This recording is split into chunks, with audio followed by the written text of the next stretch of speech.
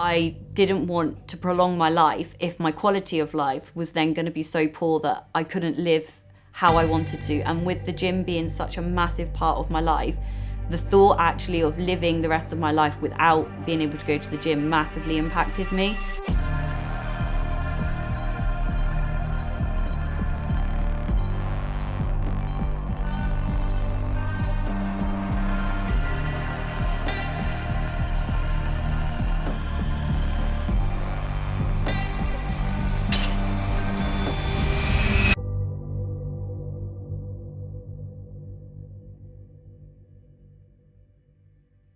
In June 2020, I was diagnosed with cervical cancer. I was stage 2B. It was a really intense 12 weeks of treatment, so I was in hospital every day for treatment. To be told that you only have a certain amount of time left to live at any age I can imagine is devastating. But for me, the first thing I was like, oh my God, I'm not even going to make my 30th, which is quite a big milestone within itself. And straight away I sort of said to my mum, like, I've not even got married yet. I've not even had a chance to have my own family or anything. And I think that really hit home of how quickly things were happening.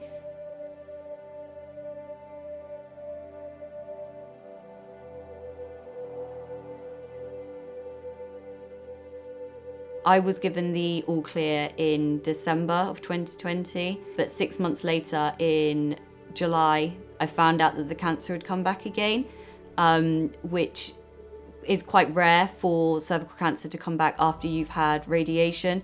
So the treatment options for me were very minimal. I didn't have many options actually at all, and to be told that I'd be lucky if I saw my 30th birthday was really hard to hear. I had to go for major pelvis surgery in September and had the tumour removed. Also had to have part of my bladder removed and had bladder reconstruction, part of my bowel removed, ligaments and some nerves in my right hip, which they feared would leave me with mobility issues. To then not even be able to walk around the house unaided, to then not be able to even get yourself in and out of bed was physically hard, but mentally you just felt like you depended on someone else. However, thankfully, when I woke up, I was able to still have sensation, and over the last few months I've worked really hard on my physio and been able to start walking again, and now I'm actually back in the gym, which is incredible after I was told that I probably wouldn't be able to ever train ever again. In the space of a year, I've beaten cancer twice. Ring this bell 3 times well, it's told to clearly say, my treatment's done, this course is run, and I am on my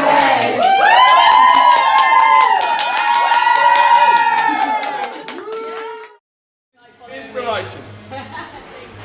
I was the most unfit, unhealthy person there was. I was your typical student. I would go out drinking, I would eat takeaways all the time. And actually the one thing that changed my mindset on that was I did a charity climb up Mount Snowdon in Wales, and I did it with my parents, and obviously my parents are quite a bit older than me, and I struggled the most out of everyone, and I was the youngest, and it made me realise how unfit and how challenging that was. So that week I got back, I went to my local gym and I got a personal trainer, and the famous words that we always bring up is my mum said to me, don't go out and buy gym clothes because you'll quit within a couple of months. Thankfully, I had the most inspiring personal trainer who I honestly say that he changed my mindset on everything. And it's due to him really having such a positive mindset to do with exercise and how that's helped him through his health struggles that actually then kept me in the gym for as long as I have. And now 8 years down the line, I'm still going to the gym every single day, and everything I've achieved in the last sort of eight years has been from that moment of joining the gym.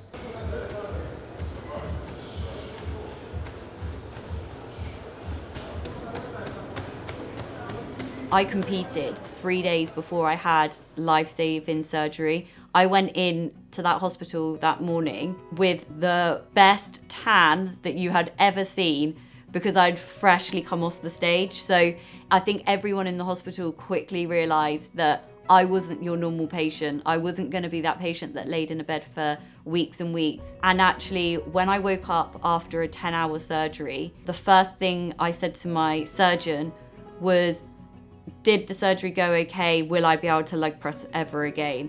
Every time I see my consultant, we kind of have this running joke now, because she was like, I've never had anyone wake up from surgery with the first question basically, when can I go back to the gym? I'd only been awake for probably about 30 seconds at that stage. Every day is a work in progress. It's never a straightforward line. I have some good days, I have some bad days, but I know that I am improving every single day, and exactly how I got through my treatment, or exactly how I got through a prep or running the marathon, the only person that can get you through it is yourself. You can have support from your family and friends, but you're the one that has to train your mindset into thinking this is not a negative, this is a positive.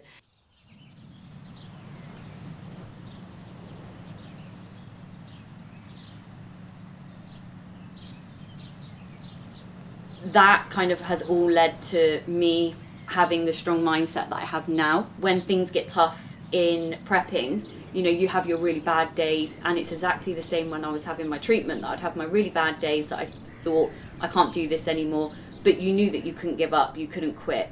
You're the only person that can get you through them really dark days, them dark moments where you just literally want to quit. So definitely having my competing sort of background definitely, you know, helped with my mindset.